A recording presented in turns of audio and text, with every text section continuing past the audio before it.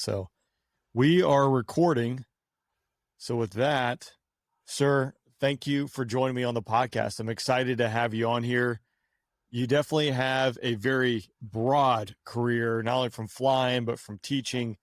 And I do just want to lead into this before I get you to say who you are, because you sent over an article, spoiler alert, fighter pilot turned high school principal. In this article, it made me laugh because you became a principal in 1995. The first year, it looked like you had a bunch of students who were just scratching racist comments in a bunch of benches outside the school.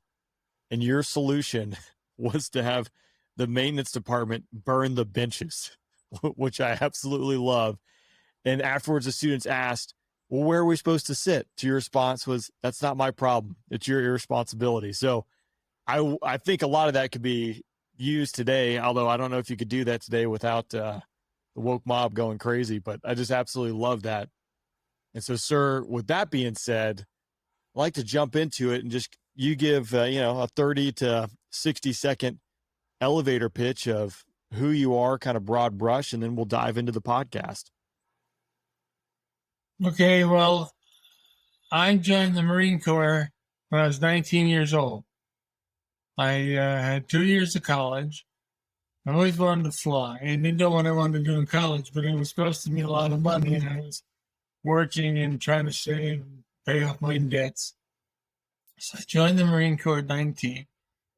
Went through as an enlisted man going through flight school. They don't do that anymore. Now you have to be a college graduate. I don't know why. Yeah. You do. And the day before I got my wings, I got my commission. I was very lucky. I flew A-4s for about a year. Then I transitioned to the A-6. Went overseas and begged my way back into an A-4 squadron. And it lasted about 2 months until my old CO showed up at Da Nang, and he got me yanked up there and put in an A-6 squadron. And I took one of my buddies, Lenny Foster. I took his job as a forward air controller, went out with the grunts for 4 months, came back and finished up as one of the senior pilots. I was actually the junior officer, but one of the senior pilots in the A-6 squadron. And then I was an instructor pilot for about 6 or 7 months. And I was the first company grade officer assigned to the college degree program. I went to Springfield College for 2 more years, where I started out originally. So I finished up at Springfield, got my master's. I asked the Marine Corps if I could do that. They told me no. So I did it anyway. I just didn't tell them. And when I finished, I told them I got a master's degree. And they were very happy about that. And so for everyone listening, you earned your wings in 1969. Is that correct? 67, I think. Okay, 67. I'm looking here at a Distinguished Flying Cross as well as a Navy Commendation Medal. That makes sense because that's 1969. So obviously you would have graduated and then done some spin up. But the time period we're talking about, country is embroiled in war in Vietnam. It's much different than, I think, my experience going into the military and for the guys for the last 20 years. Very unpopular war at the time. Was that something that was on the forefront of your mind, thinking about, hey, I want to be a pilot, but all the turmoil that's going on in the country? Did you even think about that? Or was it like, hey, I want to fly. I don't care about all the stuff that's going on in the country and the unpopularity of the war, because that's a tough thing to join, I would imagine, at that time period. Well, to be very honest with you, I didn't think about the unpopularity of the war as much as I thought about I wanted to fly. Okay. The time I was a little kid, I always wanted to be a pilot. Used to talk about it when I was very young age, like 5, 6 years old. I used to tell people I had an airplane in the factory. And the plane would fly over, and I tell people those were planes from my factory. I'd make up the name of somebody who was flying the plane for me. I always wanted to fly, and had an opportunity to join the Marine Corps and become a pilot, and I did. I always wanted to join the Marine Corps. And when I saw that opportunity, I did. I know my dad told me that he joined the Army Air Corps during the Second World War. He was probably in his mid-30s when he joined. And he joined. He was working as a instructor out in the West Coast. He was training recruits, physical training. He was a PE teacher. And he had a job working for the government. And they were talking about trying to get this program that the Navy had. The Army Air Corps was trying to get this program to bring people in as officers. But my dad felt that he had to join the service. And one night, I'm sure you're going to get drunk and join the Army Air Corps. And he told me that during the First World War, when he was in New York City, people would come into his father's grocery store and tell his father, Henry, you have to be careful. They're watching you. Because Henry was a German who had emigrated to the United States. And they were watching him because he was a German and he was suspect. And my father always felt bad about that because all his dad ever wanted to do was become an American and be a good citizen. So my father felt an obligation to join. And I felt one, and I joined the Marine Corps. I never thought about the problems of people being against the war until probably when I went back to college and again bored. It was not a very good place to be in college in New England campus in 1970, 71, 72. It's probably the worst place in the world to be on active duty. I remember my brother was in the platoon leaders class. He was at Bowdoin College, and he graduated 5 years after me. Well, I graduated the same year I did, but he's 5 years behind me initially. And I wanted him to be a commissioned officer at my wedding. So I called up headquarters Marine Corps and said, my brother's finished all his requirements, but he won't get commissioned until they have graduation. Can we get him commissioned early? And I knew a colonel up there who said, well, yeah, if he's completed all his requirements, we can commission him. So I went into Boston and commissioned my brother. And then we were both in uniform. We went into town and walked into a place for lunch. We sat down and the waiter brought us 2 drinks. And I said, I didn't order these. And he said, they're from the gentleman over there. And he pointed over in the corner. There were 2 guys sitting in the corner. So I figured one of them must have been the Marine Corps. I got up and went over to thank him. And I asked the guy, I said, were you in the Marines? The guy said, no. And I said, well, thanks for the drink. He says, buddy, anybody who's got the nerve to wear that uniform in this town deserves a free drink. And that's what it was like in 1972. You know, it was a bad place to be. The fact that, yeah, you came back and went to school, every Marine, in my opinion, it looks like a Marine, even 20, 30 years after they get out of the Marine Corps. Once a Marine, always a Marine. And so stand out like sore thumbs. And at that time period, not something I would imagine, as you alluded to, you really, especially in New England, you wanted to stick out as a Marine.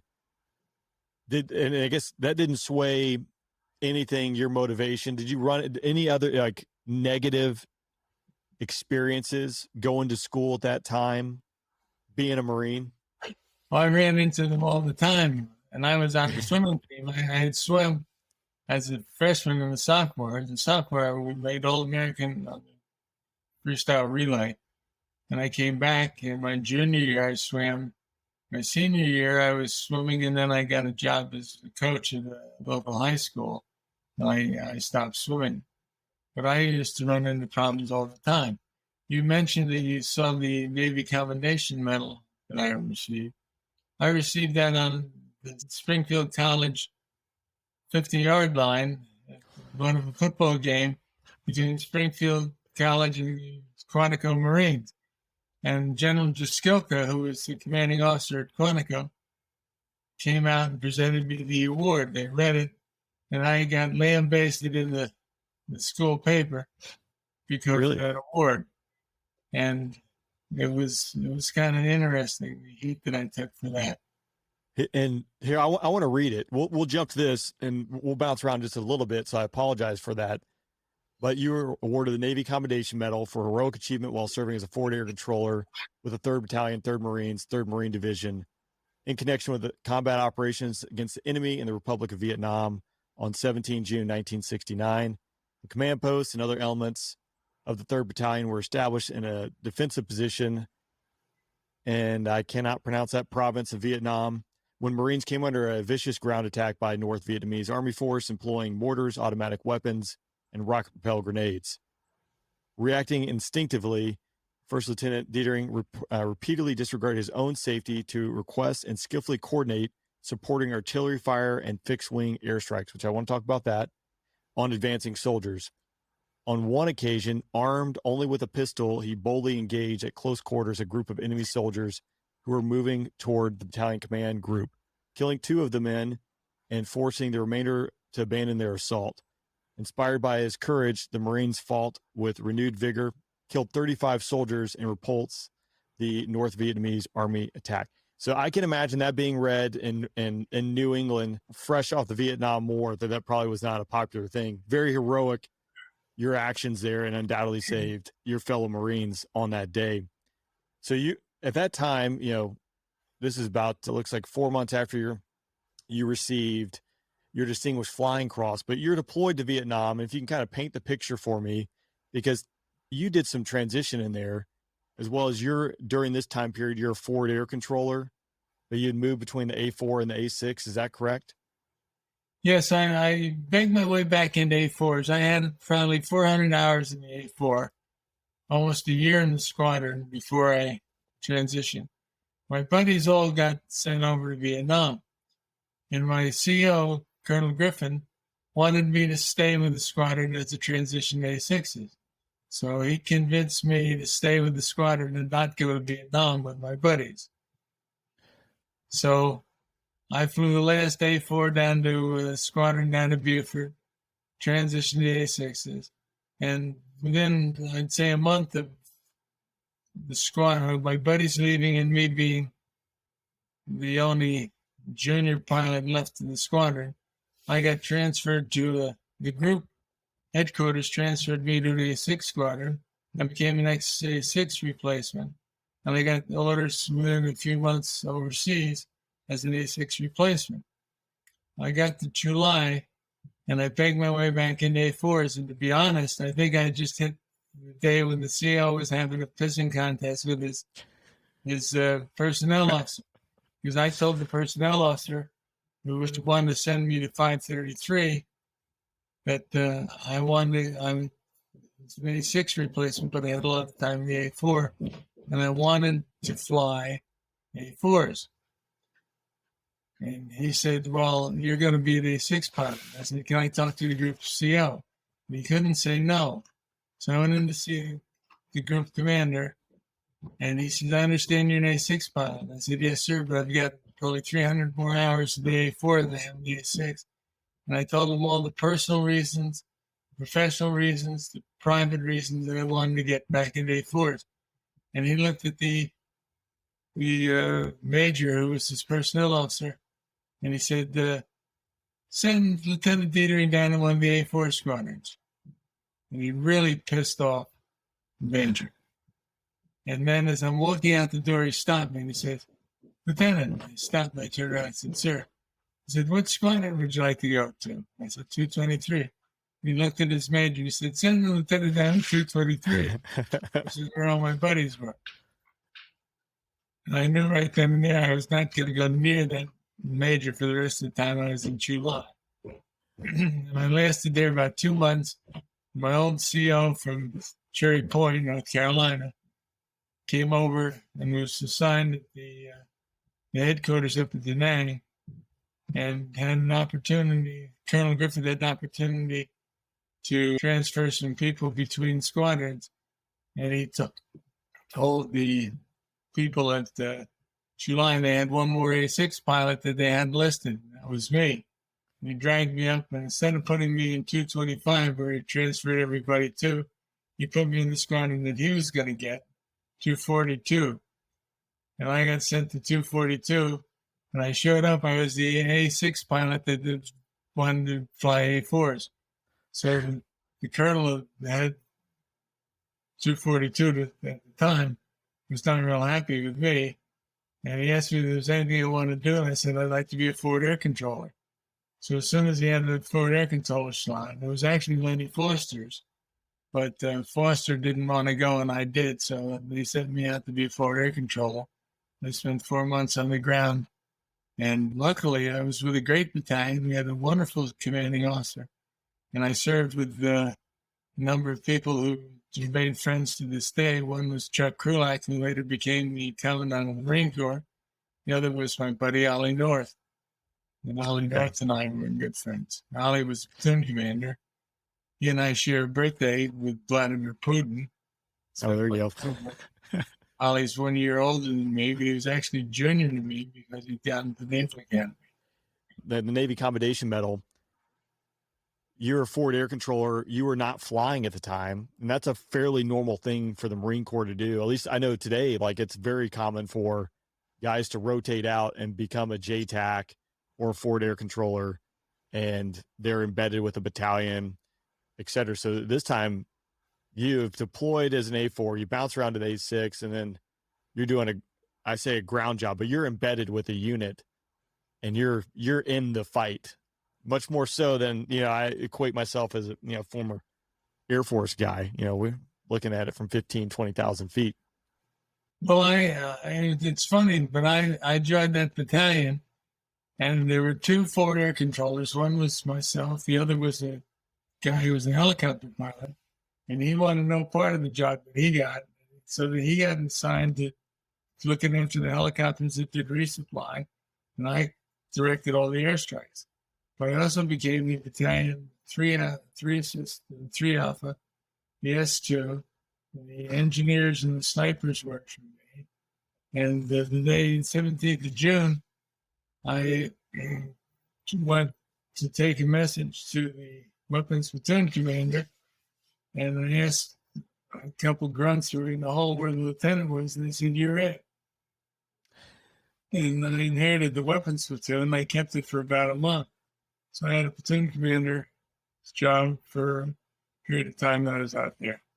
The report says that I'm only with the pistol, but I can tell you that as soon as I got a chance, I picked up a M16 off a dead Marine, and I never got rid of it until I rotated back to the air wing.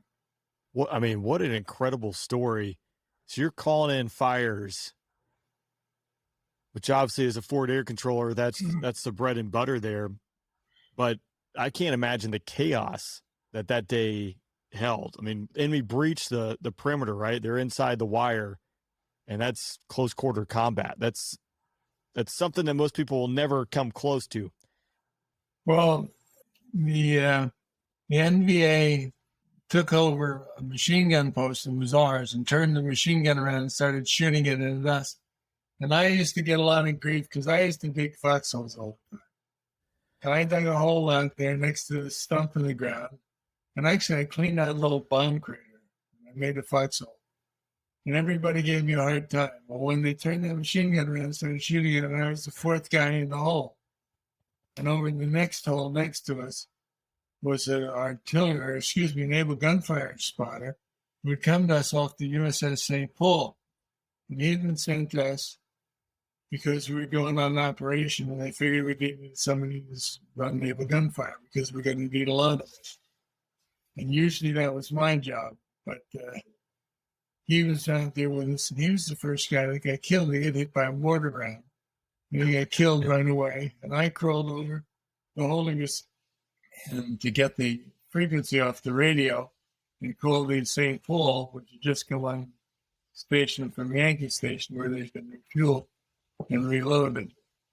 And I called the St. Paul for a fire mission. And the first question I got from the crew on board the ship where he came from was, where is Lieutenant J.G. so-and-so?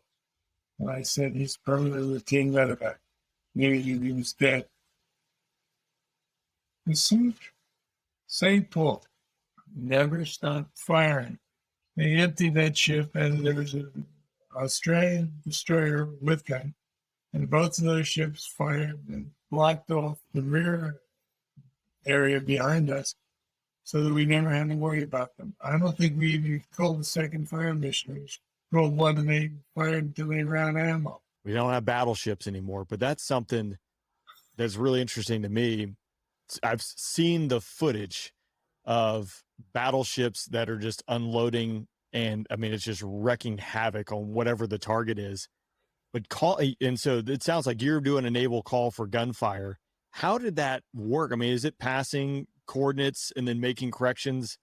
Again, I'm only exposed to like a documentary and seeing guys making artillery corrections. But when you got a big boat off the coast and it's shooting big old bullets at the ground, that's something that really wakes people up. How does that process work, or how did it work? Well, it actually worked a lot like the artillery mission. The only difference was some of the terminology and knowing how to call in the mission. Once you started shooting, you just adjusted them like you would adjust artillery.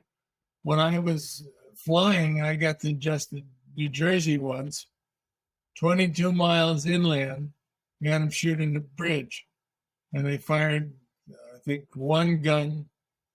They fired one salvo. It was a little short. We gave them, had like 150 yards, 150 meters, and fire for effect, a 9-gun salvo. And we were on the gun target line, and we knew the maximum ordnance of the weapon. We could see the rounds coming through the air. I mean, they were huge. Oh my God. 16-inch guns, 16-inch. They were like huge. You'd see them coming through the air. And when that thing hit the bridge, there was nothing left. You couldn't see anything. It was just obliterated. It was amazing. I mean, you're shooting basketballs like 25 miles. Like nothing is going to survive if it gets hit by that. Oh, unbelievable. And I'll tell you what, there's nothing like seeing a battleship off the coast. I can remember being in Beirut in the 80s. And New Jersey was over there. And they would just come down the coast. They would train the guns on the, as they went by, they would just sort of swing the guns towards the, towards the shore. And everybody on the shore would look at that thing and it would scare the hell out of them. The new ships don't look that way. Yeah. To be honest with you, I feel sorry for the pilots today. A couple of years ago, I was down at Quantico at a reunion, and I talked to two majors who were there having breakfast outside of the base. And I talked to them, and they had both done 2 tours over the sandbox. I think one was in Iraq, and the other one was where they were.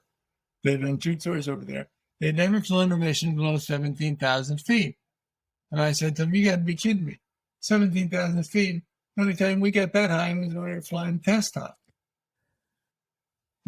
Sometimes we climbed to 12,000, TPQ hop, and they go, what's TPQ? And I'd explain it.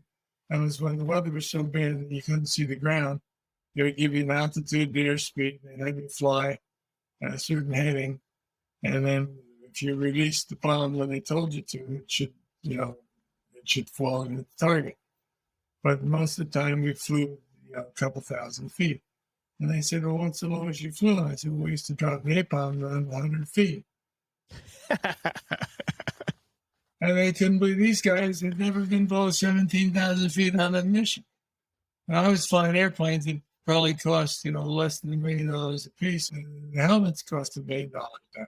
Right. I can remember thinking to myself that nobody was going to hit me, which is, I think, why the Israeli state guys ran out of high school.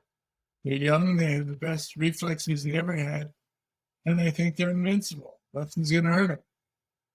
That's very true. It's funny you mentioned that because, everything we do is medium altitude, some shows of force down at 500 feet, and that's about it. Everything else, you're dropping JDAMs or laser-guided weapons, you're mid-teens, and you want to be at 0.95, give that bomb as much energy as possible.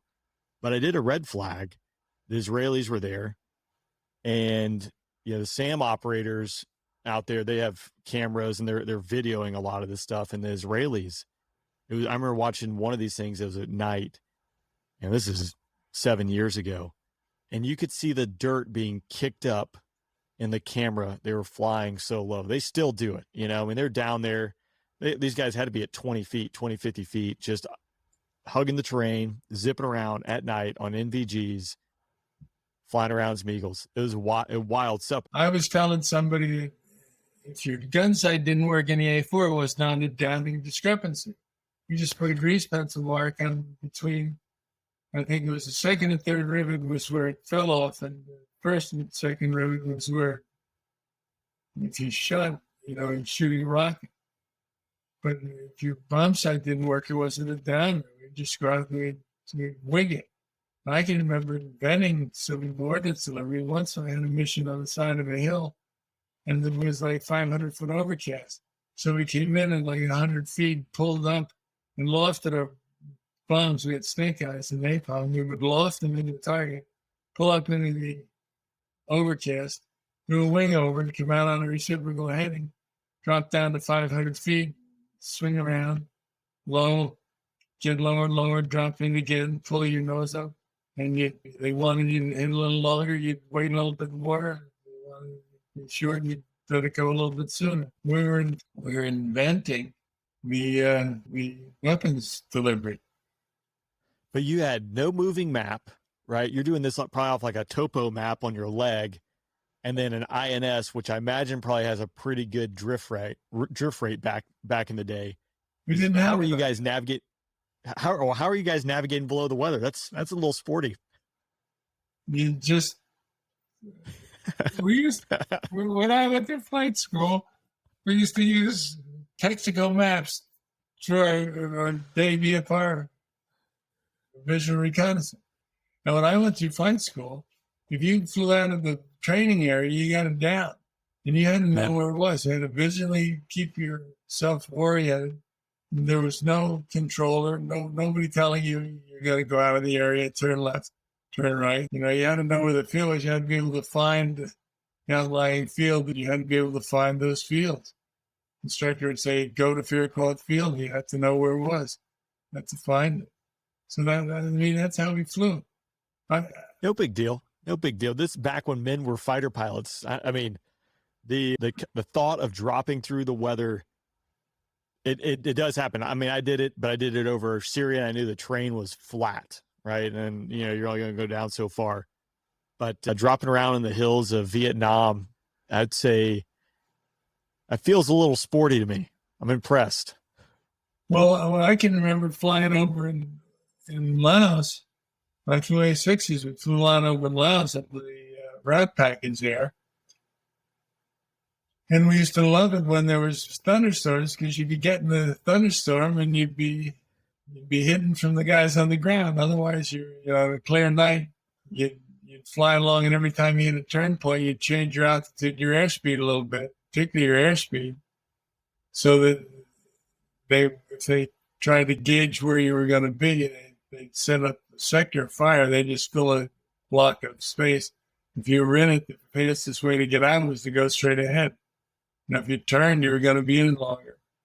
But I can remember sometimes you'd slow down and you'd see the fire in front of you, you'd speed up, you'd see it behind you. Then after you turn and run out of the next leg. So we used to love to get inside the thunderstorms. And we used to get St. Elmo's fire in the cockpit. A lot of times the A-6, you'd get a ball of like sparks that would come up. There was this canopy that was divided, and there was a steel rail in the center between you and the bombardier navigator. And the ball would come up, and if you had a new navigator never seen it before, you could hit it with your hand, it would just disappear. It would scare the daylights out of your navigator. And the other thing we used to get was we'd fly in the bad weather, and you'd have all these sparks out on the leading edge of the wings, and on all your bombs, you had sparks on the fuses of all the bombs. That you'd see them out there, little bolts of lightning coming off, and of course it wouldn't bother anything.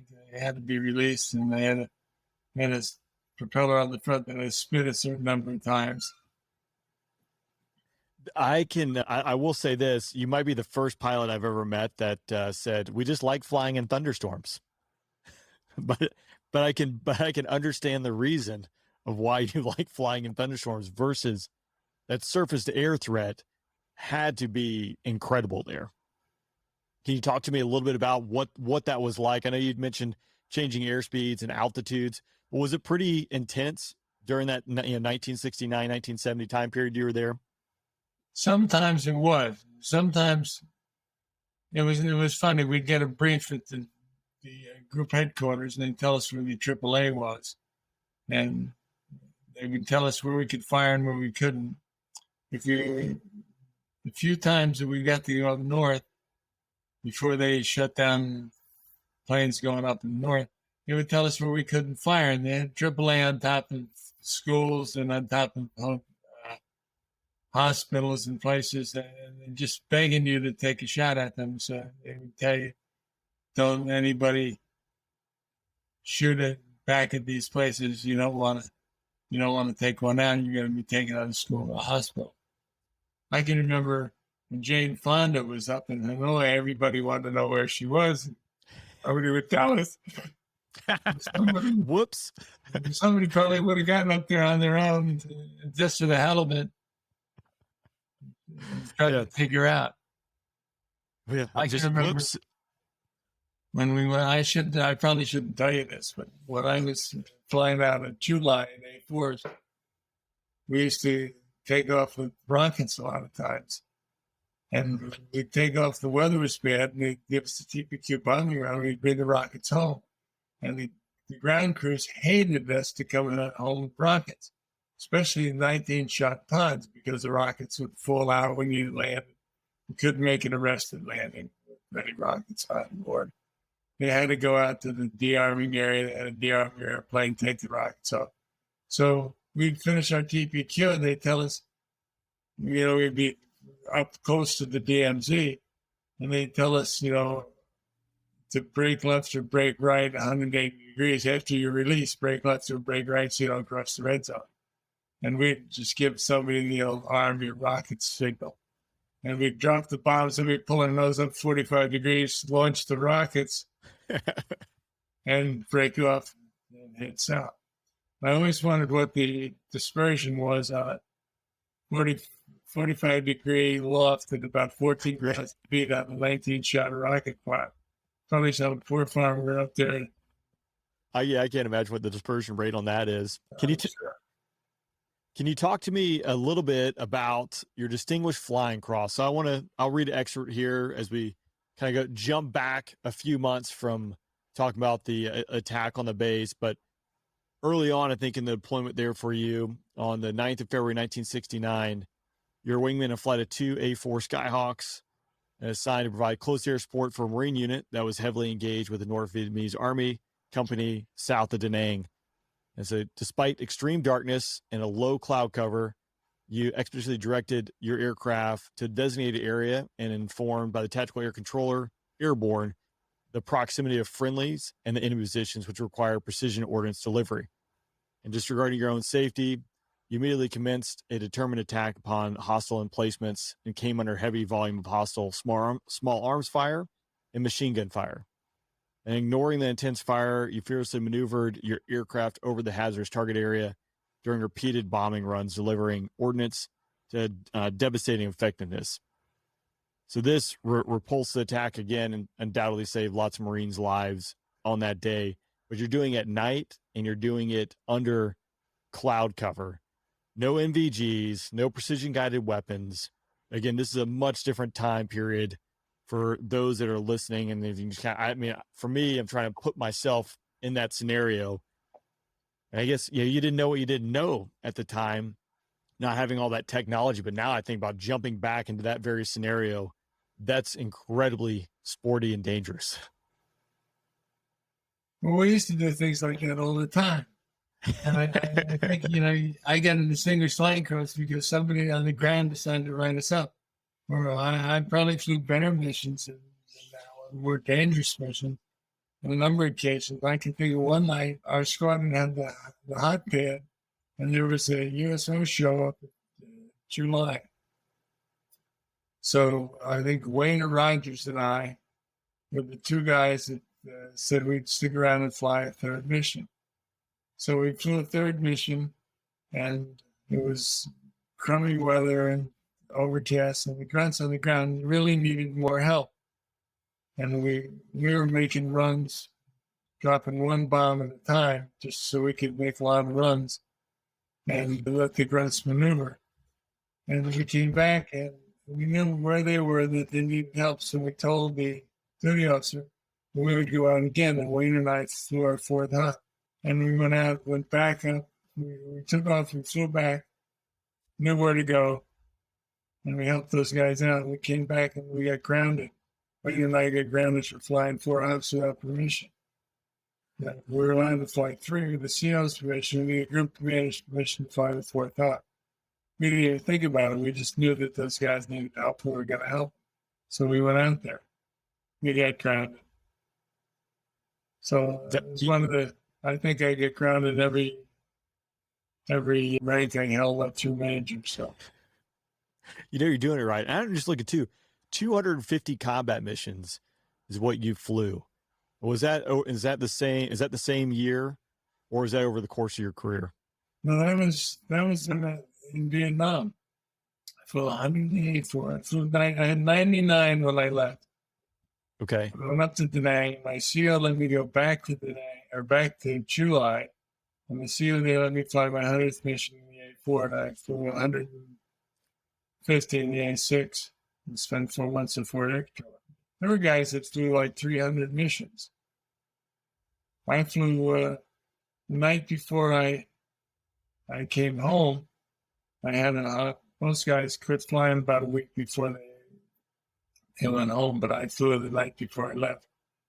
And I went out to my airplane. I was supposed to have 6 Rockeyes. I had wall-to-wall Rockeyes. I think I had 28 Rockeyes, which are cluster bombs. And when I didn't know, I found out later that the ordnance men and the ground crews were having a bet as to how many I would bring back.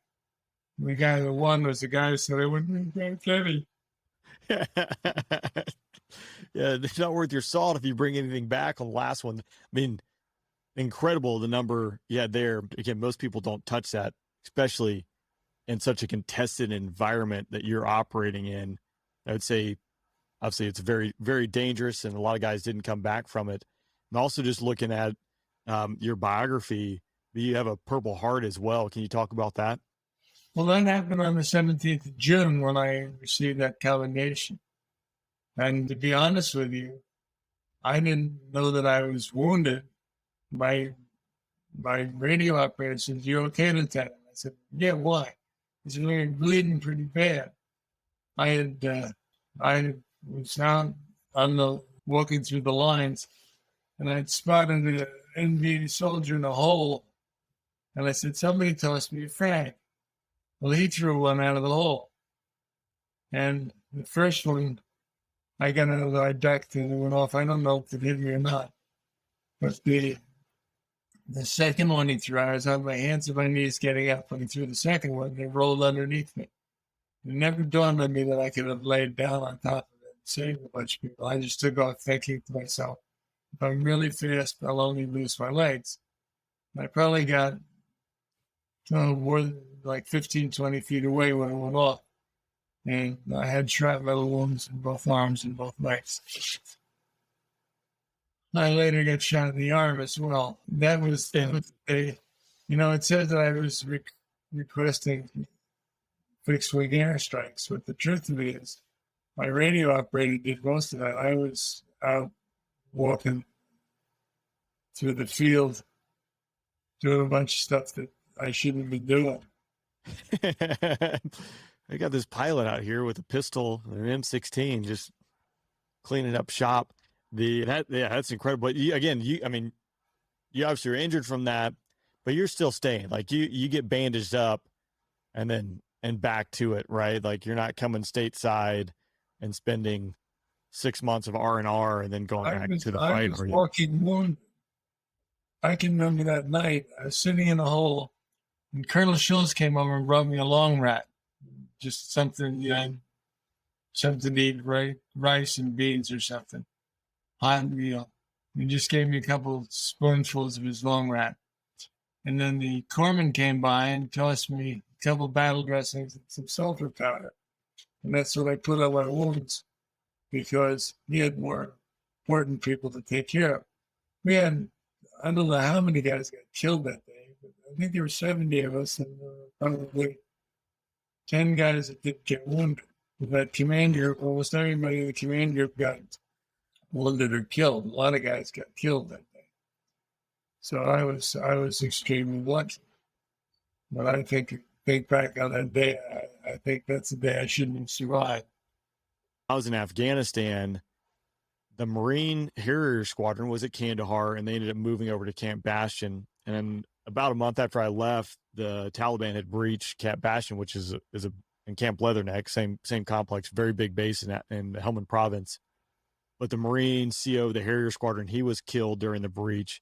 But all these Marines, these fighter pilots, all they have is their M9, and they're charging the Taliban, trying to fight them. They destroyed several Harriers in that. Again, several Marines were killed during that breach. It's just something that's, I would say, relatively uncommon, especially at big bases for what has happened in the last 20 years. Undoubtedly, it happened, and that's one example. But I imagine during that time period, that's something that's a little bit more commonplace to have the Viet Cong, Vietnamese, North Vietnamese army reaching the wire and attacking the different forward operating bases. Well, the Marines have a unique perspective on things. Everybody's a rifleman. And I was an instructor at the Officers Basic School for 2 years. I had 2 platoons, and then I taught company tactics.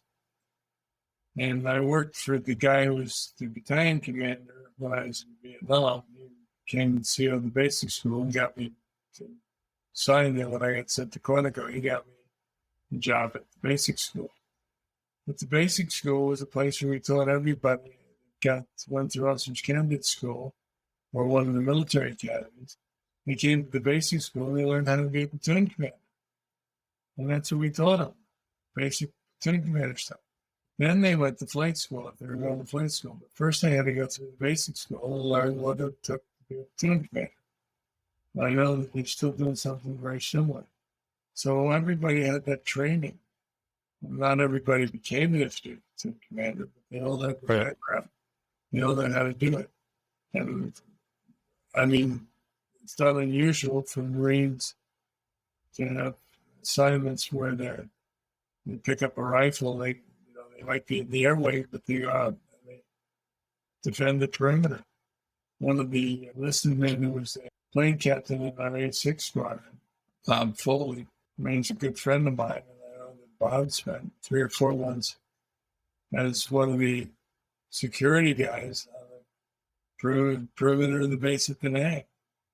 He was out there every night with a rifle watching the perimeter. I'll say, too, my experience when I was in Kandahar, I was working a lot with the Marines, specifically the KC-130, which Marine transport did tanking, and then they loaded out with Griffin and Hellfire missiles. So they would be flying around southern Afghanistan doing resupplies for the Marines. But if a troops in contact kicked off or a high-value target popped up, this C-130 would just, 90 left, get the coordinates and would rip off a Hellfire or Griffin missiles. And the Taliban, they had no idea. They knew if they heard a Predator, a UAV flying around, they would run and hide. They wouldn't run and hide from fighters because at the time the ROEs were so restrictive. They knew that the U.S. or the coalition wouldn't drop bombs. But they didn't know about that KC-130. They just thought it was a transport. And the Marines, again, they decked it out with a sweet optics, all sorts of stuff. And they would call it actually the triangle of death between the British JTAC in Helmand, this Marine C-130 that would just go wreak havoc. But I went over to Camp Bastion. Again, the thing, as you kind of alluded to, that fascinated me is I was watching several documentaries, reading books at the time, because the war had been going on for almost a decade at that point when I was there. But I saw several of the Marines that I was working with. These were F-18 pilots, Harrier pilots, C-130 pilots that had all done some tour. And they were in these documentaries as JTACs or forward air controllers embedded with Marine units, holding an M4, getting shot at, calling in close air support. And then they would rotate back to the air wing and, go fly the F-18 again or whatever it might be, which now it doesn't happen in the Air Force. It used to be they'd pull fighter pilots, go do a JTAC tour occasionally, but now it's a whole separate career track. So you don't get that guys going as pilots being embedded with ground units for the most part. So, well, the Marines started flying close air support and sending pilots out as observers during the Second World War in the Philippines to help General MacArthur. MacArthur wasn't a fan of it initially, but his generals, they saw what was going on and they loved it. The Marines have always sent pilots out because pilots know how to talk to the guys. I mean, I can remember one day I was talking to one of the pilots that was flying and dropping for us. And the radio operator next to me asked me, "Do you know that guy?" I said, "Yeah, that's Lieutenant Colonel so-and-so." He says, "Lieutenant Colonel," says, "you're calling him such and such." I said, "Yeah, well, that's his call sign." But I mean, I knew the guys that were in the airplanes. A lot of them, not all of them, but I knew a lot of the guys. And I knew how close they could, I could feel safe with some of those guys dropping a weapon. I can remember one day, I was with Mike Riley, company commander. Mike wanted me to drop about 50 meters. He wanted us to shoot guns about 50 meters away and drop napalm about 75 meters from our line. And the pilot wouldn't do it. And Mike says, "Give me that radio." He got on the phone, he got on the radio and said, "This is Mike 6 actual. So I got two choices. You can kill me or the NBA can kill me. I'm betting on you. Just drop the damn bombs when we asked for them." And we did. He said, "I'll make sure everybody stays down." We had one kid that got hit in the hand with a piece of shrapnel. Mike was furious because the kid was taking a picture with his camera and he had a piece of shrapnel in his hand. Mike was furious that the kid got hurt because he got hit. He had been down where he should have been, right in a hole, hiding behind the log or something. That's close. Again, for those who don't realize, 75 meters. And if you're talking dropping napalm at 75 meters, I cannot even imagine what the... You feel the heat. But there's nothing like watching napalm go in when somebody's dropping. So dropping it on you is terrible. But dropping it for you and just in front of you is the greatest feeling in the world, because you know that whoever's down there receiving that stuff is going to get fried. Not everybody did. Some of them got down the hole, covered up, and they might have got the back burned and lost some of their hair, but the flame would... It's actually incredible to see what people can survive through, because, I mean, it's not uncommon to, saw it multiple times, a 500-pound, I dropped on a truck, pickup truck, hit right behind the cab, and then the driver got out and took off running down the road. The fact that you can survive a 500-pound weapon blowing up a foot behind you is incredible, or a bunch of napalm going off on top of you and just get a little warm. It's weird. Well, I don't think there was ever a time when we dropped something on the air. We didn't have to come through and clear it out and finish the job. I would like to talk real quick too, before we kind of start wrapping up here.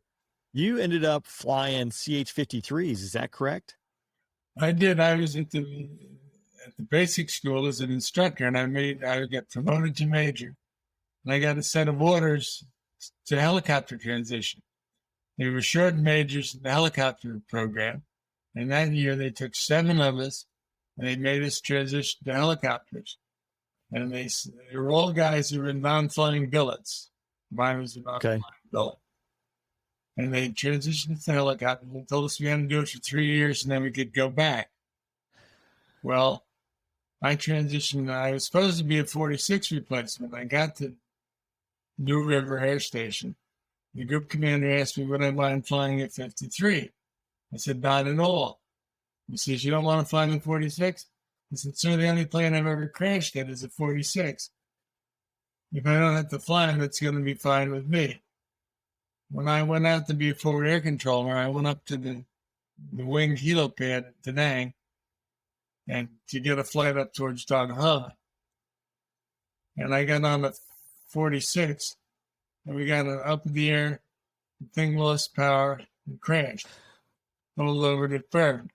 I got out of the Huey. The next thing that was going my way was the Huey. I sat there with my feet hanging out the door of the Huey, flying up to the bank or Don Hunt, thinking this is not a good way to start my forward air controllers.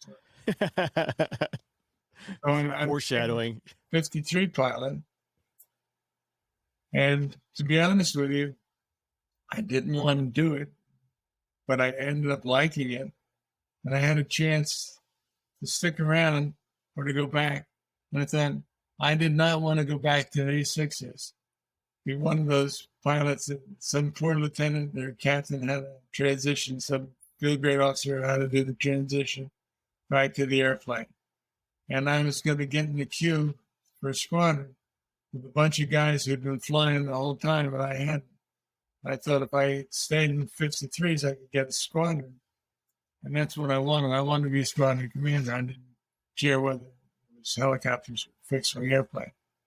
So I stuck around, and the group commander and I saw things the same way.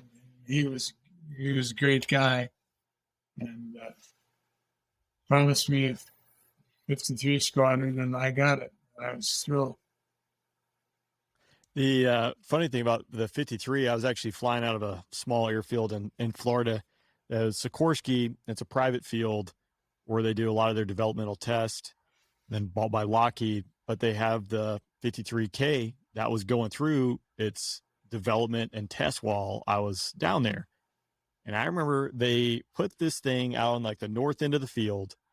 They chained it down, and then the test pilots would get in it and operated whatever power limit they were testing, right? And it was chain this thing to the ground and just hover for like 6 hours at 80% or whatever it was. But that was the test. It was just to strain the motors in the aircraft for as long as possible with the resistance. And I thought, that looks terrible. Helicopters in my mind are just shaking themselves apart. So from a guy who's flying fast jets to go fly the helicopter, that had to be playing in the back of your mind, especially since you crashed in a CH-46. Well, flying helicopters, I thought, was really relatively easy. It took me 3 flights to learn how to hover. And I think I could have gone out for an hour each time or 30 minutes each time. It wasn't going to matter. I just needed the 3 experiences. I learned how to hover. Once you learn how to hover a helicopter, it's easy. You do everything at the same speed. And you're down low the whole time. So 53 was a very good instrument platform. I used to love to fly instruments in the 53. Most helicopter pilots wanted to fly VFR. I can remember once coming down from New York, a co-pilot with a young captain. We were flying. We got to New York, and the flight system through New York City was to go over the George Washington Bridge at 700 feet and fly down the Hudson River, 700 feet or below. We got to the Verrazano Bridge. We're getting lower and lower, and the weather's getting shittier and shittier. And I'm telling this guy, you need to call center and get a clearance. And I'm a big believer that if you climb up into instrument airspace and be at a VFR altitude, there's not going to be anybody at your altitude, the VFR altitude. But you're going to be where you don't belong. And when you call somebody up and tell them I'm VFR in the GO, such and such place, they're going to find you as fast as they can and get you out of there. If you call them and tell them you're VFR, they're going to get to you when they have time. But this pilot would not try to go for instruments. We got closer and closer. I'm looking over at the Staten Island, thinking to myself, the Verrazano Bridge is really close. And I grew up near northern Jersey. I've been in the canoe through the harbor under the Verrazano Bridge. I knew exactly where the ferry from Staten Island was. I knew where the Verrazano Bridge was. I grabbed the controls and I pulled up. And I can tell you, Sergeant Frank was the crew chief. I think he was the staff sergeant. And he said that we almost hit the big cable, big thick cable that held up the bridge as we went through the dip and the low spot of the bridge. And it scared the hell out of me. Yeah, but I bet. This guy did not want fly VFR or fly IFR. And I just want to stay VFR. We would have flown right into that bridge if I had known where it was. I'm convinced. Oh, geez. Yeah. For some reason. Yeah. Helo guys they like being low and they like being VFR. I can't blame them, but IFR, it's not the scariest thing, unless you never do it. But I would like to ask, so you retired from the Marine Corps and slightly different path than I think most people do. Most people end up in some kind of flying job post-military, especially if they were a pilot in the military. But you ended up becoming a high school biology teacher and then became assistant principal and principal of a high school. What kind of led you down that path? I had a chance to fly when I got out of the Marine Corps.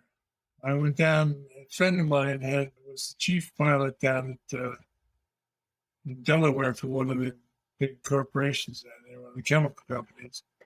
And he took me down, he wanted me to come fly with them. And I looked at the planes they had. They had a Gulfstream 5 and a Lockheed Lodestar. It's a really nice airplane. When I found out what they did, I thought to myself, this is going to be worse than the Marine Corps.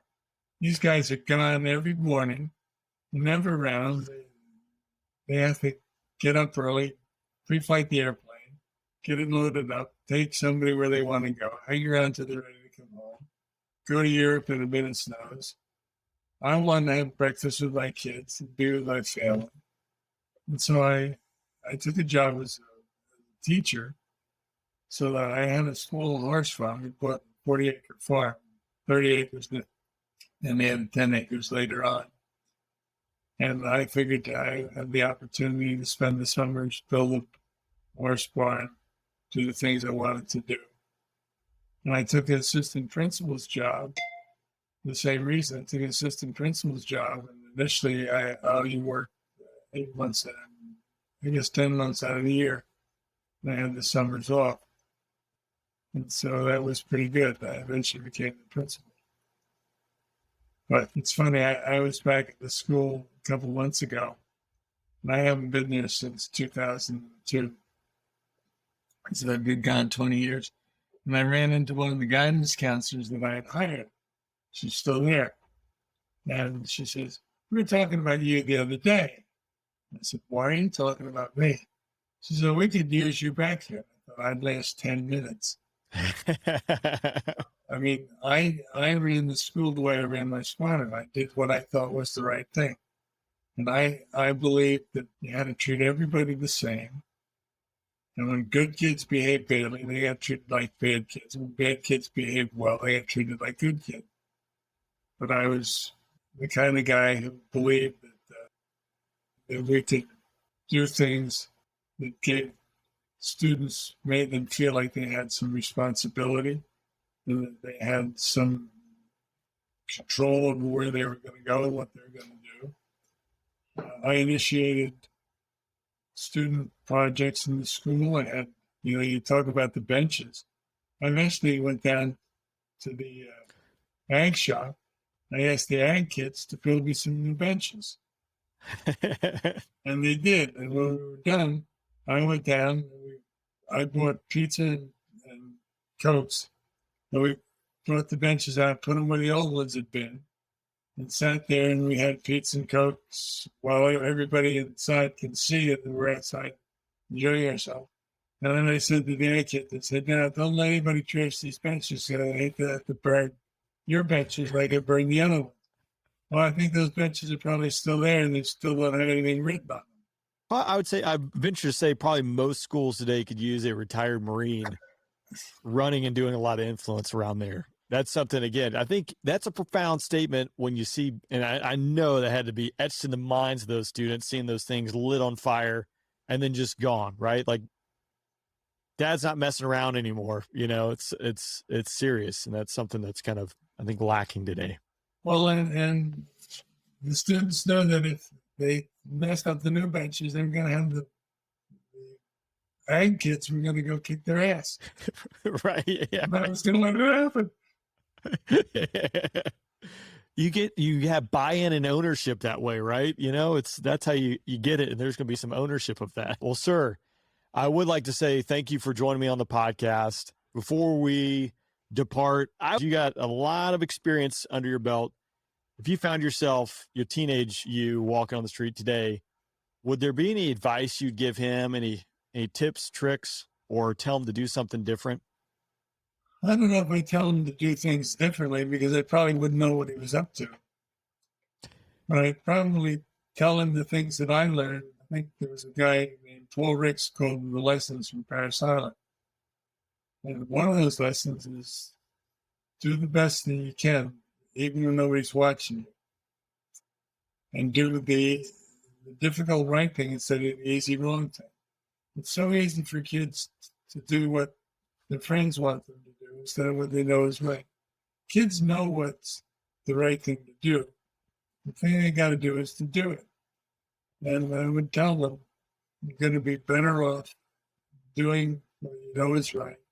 You got to feel better about yourself, and other people are going to feel better about you doing that.